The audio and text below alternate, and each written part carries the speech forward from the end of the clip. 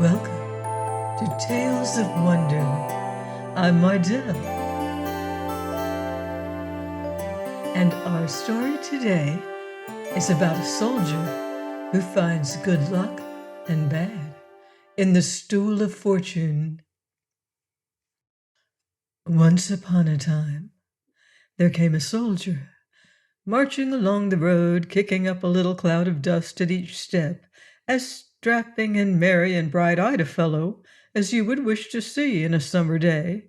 Tramp, tramp, tramp, he marched, whistling as he jogged along, though he carried a heavy musket over his shoulder, and though the sun shone hot and strong, there was never a tree in sight to give him a bit of shelter. At last he came in sight of the king's town, and to a great field of stocks and stones, and there sat a little old man, as withered and brown as a dead leaf, and clad all in scarlet from head to foot. "Ho, soldier," said he, "are you a good shot?" "Aye," said the soldier, "that is my trade." "Would you like to earn $1 by shooting off your musket for me?" "Aye," said the soldier, "that is my trade also." "Very well, then," said the little man in red. "Here is a silver button to drop into your gun instead of a bullet. Wait you here, and about sunset there will come a great black bird flying. In one claw it carries a feather cap, and in the other a round stone. Shoot me the silver button at that bird, and if your aim is good, it will drop the feather cap and the pebble. Bring them to me to the great town gate, and I will pay you $1 for your trouble." "Very well," said the soldier. "Shooting my gun is a job that fits me like an old coat." So down he sat, and the old man went his way. Well, there he sat, and sat, and sat, and sat until the sun touched the rim of the ground, and then, just as the old man said, there came flying a great black bird as silent as night. The soldier did not tarry to look or to think. As the bird flew by, up came the gun to his shoulder, squint went his eye along the barrel, bang! I vow and declare that if the shot he fired had cracked the sky, he could not have been more frightened. The great black bird gave a yell so terrible that it curdled the very blood in his veins and made his hair stand upon end. Away it flew like a flash. A bird no longer, but a great black demon, smoking and smelling most horribly of brimstone. And when the soldier gathered his wits, there lay the feather cap and a little round black stone upon the ground. "Well," said the soldier, "it is little wonder that the old man had no liking to shoot at such a game as that." And thereupon he popped the feather cap into one pocket and the round stone into another, and shouldering his musket marched away until he reached the town gate, and there was the old man waiting for him. "Did you shoot the bird?" said he. "I did," said the soldier. "And did you get the cap and the round stone?" "I did." "Then here's your $1." "Wait a bit," said the soldier.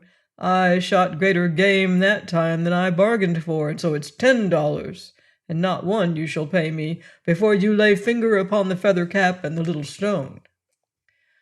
"Very well," said the old man. "Here are $10. "Ho, ho," thought the soldier. "Is that the way the wind blows?" "Oh, did I say $10?" said he. "'Twas $100 I meant." At that the old man frowned until his eyes shone green.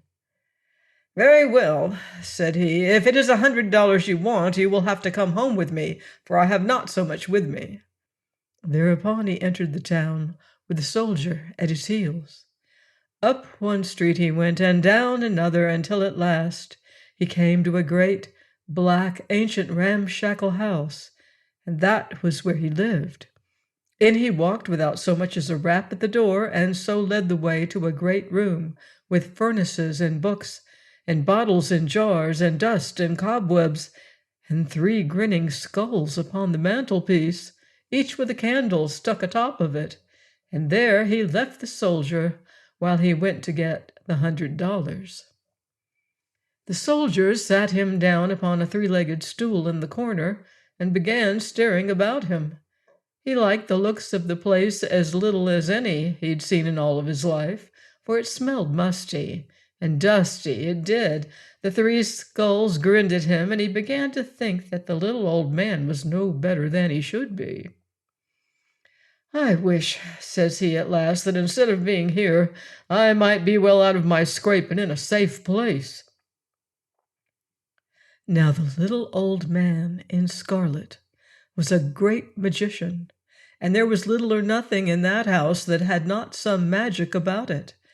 And of all things, the 3-legged stool had been conjured the most. "I wish that instead of being here, I might be well out of my scrape and in a safe place." That was what the soldier said, and hardly had the words left his lips when, whisk, whir, away flew the stool through the window, so suddenly that the soldier had only just time enough to grip it tight by the legs and save himself from falling. Whir, whiz, away it flew like a bullet. Up and up it went so high in the air that the earth below looked like a black blanket spread out in the night. And then down it came again, with the soldier still gripping tight to the legs, until at last it settled, as light as a feather, upon a balcony of the king's palace. And when the soldier caught his wind again, he found himself without a hat, and with hardly any wits in his head. There he sat upon the stool for a long time without daring to move, for he did not know what might happen to him next. There he sat, and by and by his ears got cold in the night air, and then he noticed for the first time he'd lost his headgear, and he bethought himself of the feather cap in his pocket. So he drew it out and clapped it upon his head, and then, lo and behold, he found he had become as invisible as thin air. Not a shred or a hair of him could be seen. "Well," said he, "here's another wonder, but I'm safe now at any rate."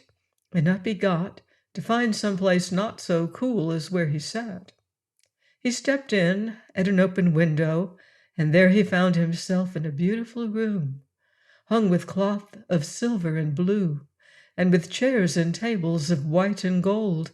Dozens and scores of wax lights shone like so many stars, and lit every crack and cranny as bright as day. And there, at one end of the room, upon a couch, with her eyelids closed and fast asleep, lay the prettiest princess that ever the sun shone upon. The soldier stood and looked at her, and looked at her, until his heart melted within him like soft butter. And then he kissed her. "Who is that?" said the princess, starting up wide awake, but not a soul could she see, because the soldier had the feather cap upon his head. "It is I," said he, "and I am king of the wind, and 10 times greater than the greatest of kings here below. One day I saw you walking in your garden and fell in love with you, and now I have come to ask you if you will marry me and be my wife." "But how can I marry you," said the princess, "without seeing you?" "You shall see me," said the soldier, "all in good time. 3 days from now I will come again and will show myself to you, but just now it cannot be. But if I come, Will you marry me?" "Yes, I will," said the princess, "for I like the way you talk, that I do." Thereupon the soldier kissed her and said good-bye, and then stepped out of the window as he had stepped in. He sat him down upon his three-legged stool. "I wish," said he, "to be carried to such and such a tavern," for he had been in that town before, and knew the places where good living was to be had. Whir, whiz, away flew the stool, as high and higher than it had flown before, and then down it came again, and down, until it lit as light as a feather in the street before the tavern door.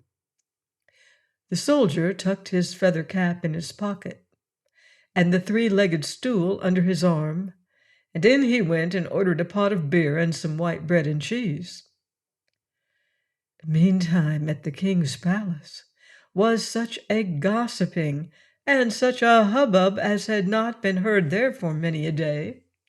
For the pretty princess was not slow in telling how the invisible king of the wind had come and asked her to marry him, and some said it was true, and some said it was not true, and everybody wondered and talked and told their own notions of the matter. But all agreed that 3 days would show whether what had been told was true or no. As for the soldier, he knew no more how to do what he had promised to do than my grandmother's cat. For where was he to get clothes fine enough for the king of the wind to wear? So there he sat, on his three-legged stool, thinking and thinking, and if he had known all that I know, he would not have given 2 turns of his wit upon it. "I wish," says he at last, "I wish this stool could help me now, as well as it can carry me through the sky. I wish," says he, "that I had a suit of clothes such as the king of the wind might really wear." The wonders of the three-legged stool were wonders indeed.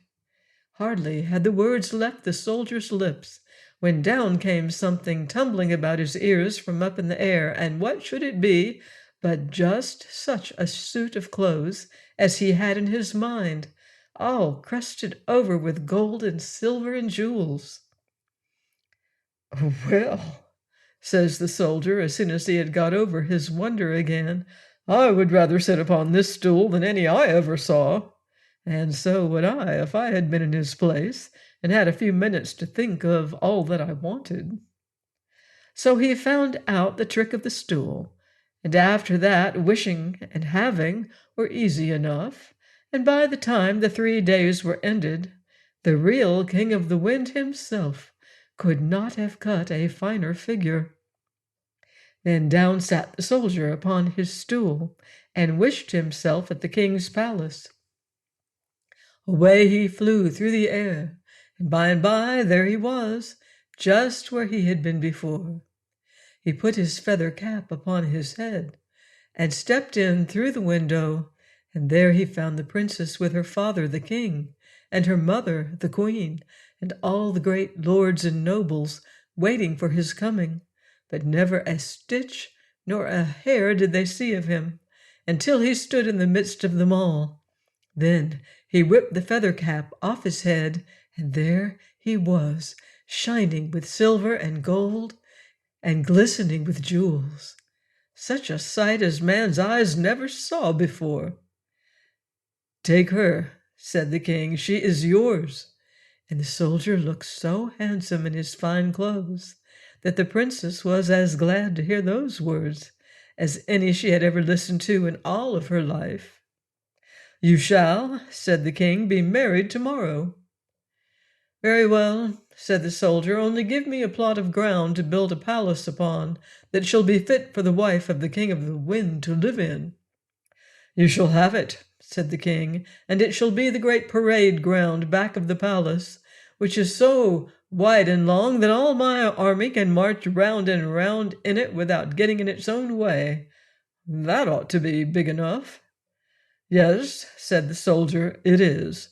Thereupon he put on his feather cap and disappeared from the sight of all as quickly as one might snuff out a candle. he mounted his three-legged stool, and away he flew through the air until he had come again to the tavern where he was lodging. There he sat him down and began to churn his thoughts, and the butter he made was worth the having, I can tell you. He wished for a grand palace of white marble, and then he wished for all sorts of things to fill it, the finest that could be had. And then he wished for servants in clothes of gold and silver, and then he wished for fine horses and gilded coaches. Then he wished for gardens and orchards and lawns and flower plots and fountains and all kinds and all sorts of things, until the sweat ran down his face from hard thinking and wishing. And as he thought and wished, all the things he thought and wished for grew up like soap bubbles from nothing at all. Then, when the day began to break, he wished himself with his fine clothes to be in the palace that his own wits had made, and away he flew through the air until he had come there safe and sound. But when the sun rose and shone down upon the beautiful palace and all the gardens and orchards around it, the king and queen and all the court stood dumb with wonder at the sight.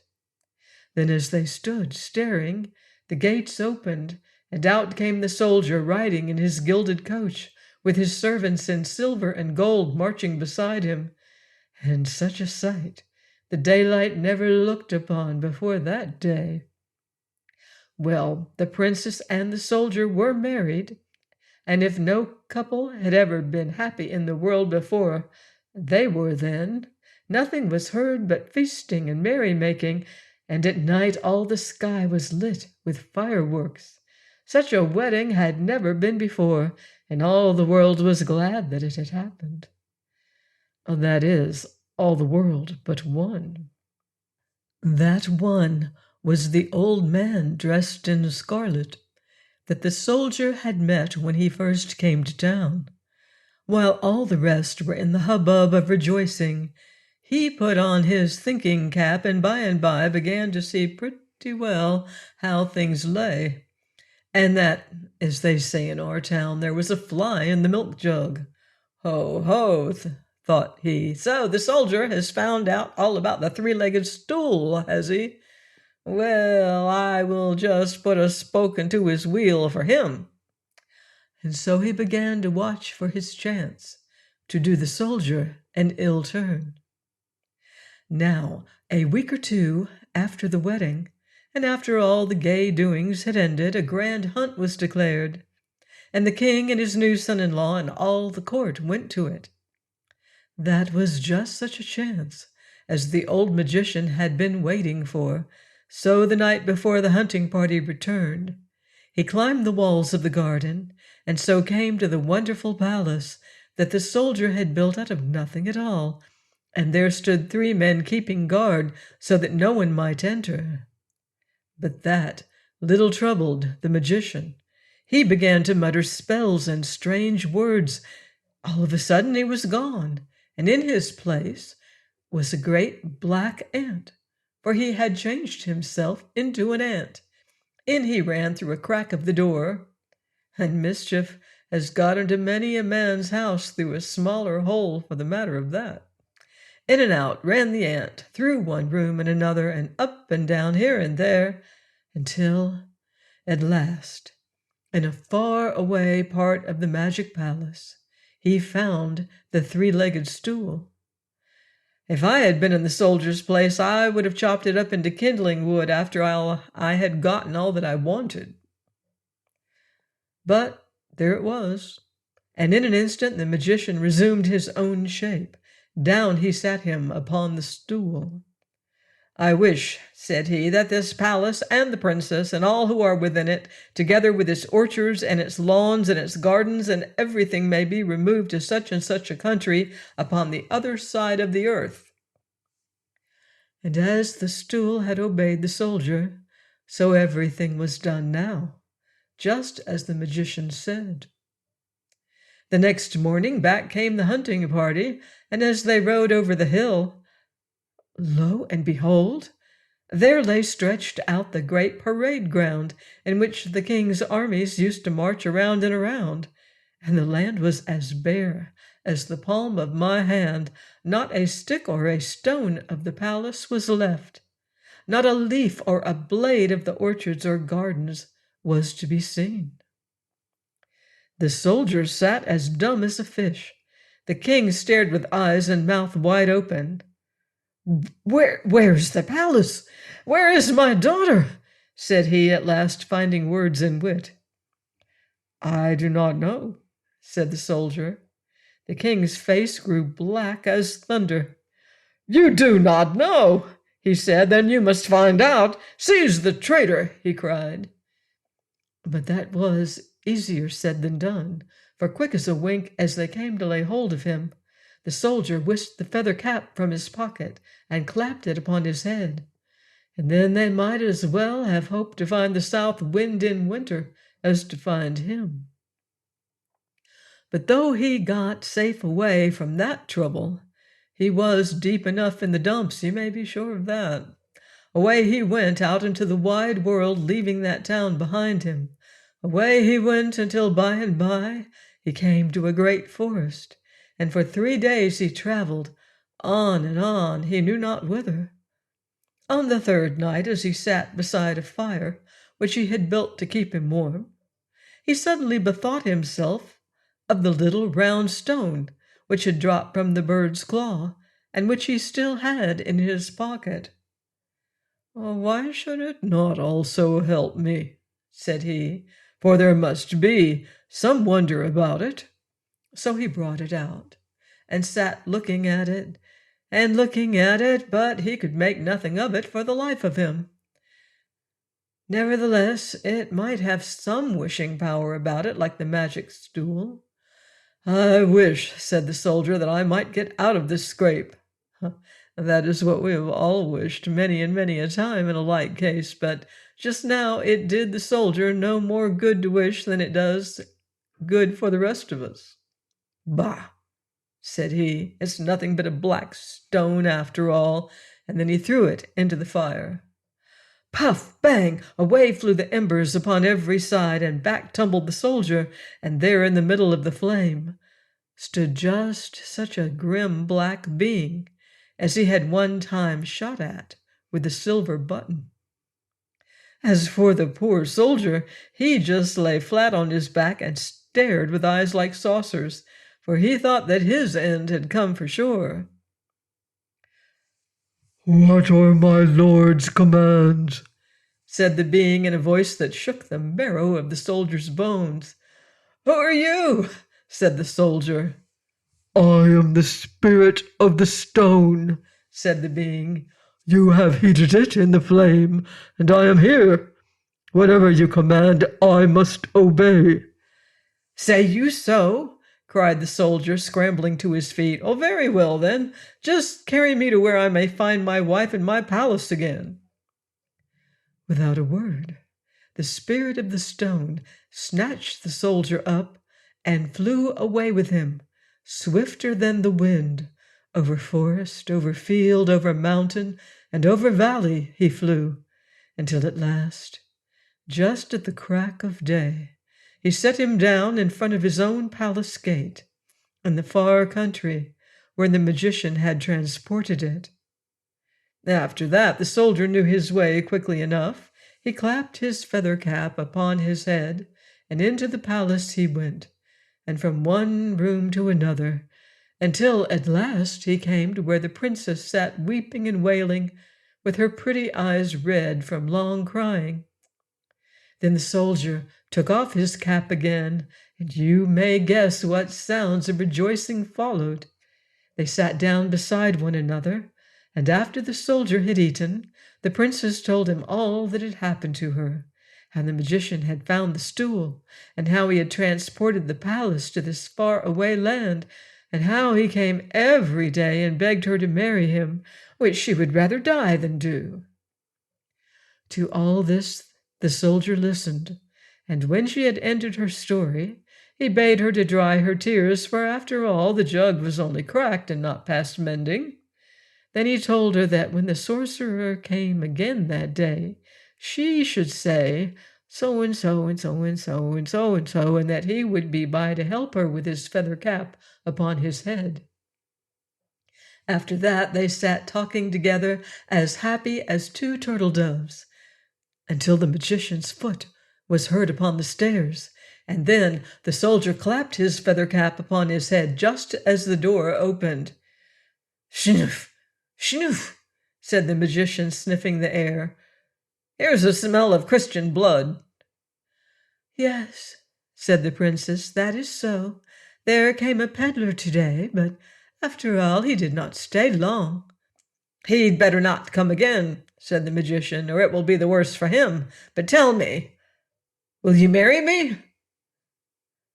"No," said the princess, "I shall not marry you until you can prove yourself to be a greater man than my husband." "Puh," said the magician, "that'll be easy enough to prove. Tell me how you would have me do so, and I will do it." "Very well," said the princess. "Then let me see you change yourself into a lion. If you can do that, I may perhaps believe you to be as great as my husband." "It shall," said the magician, "be as you say." He began to mutter spells and strange words.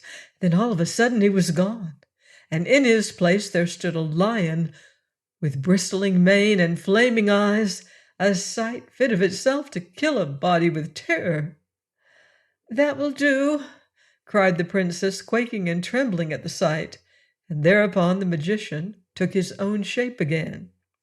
"Now," said he, "do you believe that I am as great as the poor soldier?"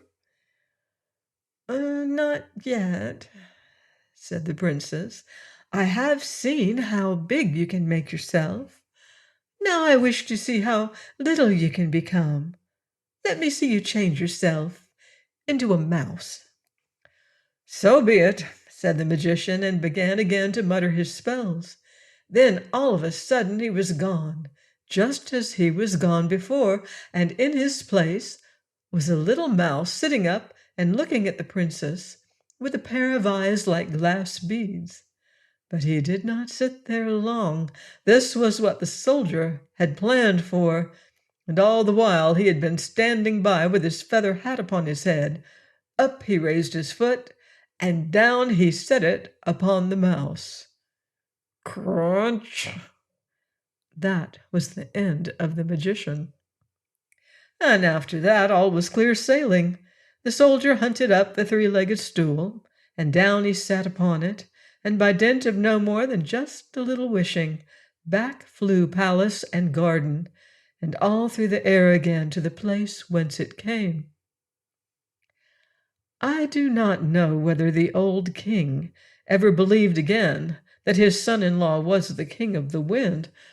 Anyhow, all was peace and friendliness thereafter, for when a body can sit upon a three-legged stool and wish to such good purpose as the soldier wished, a body is just as good as a king, and a good deal better to my mind. Please join me next time for more magical adventure here on Tales of Wonder.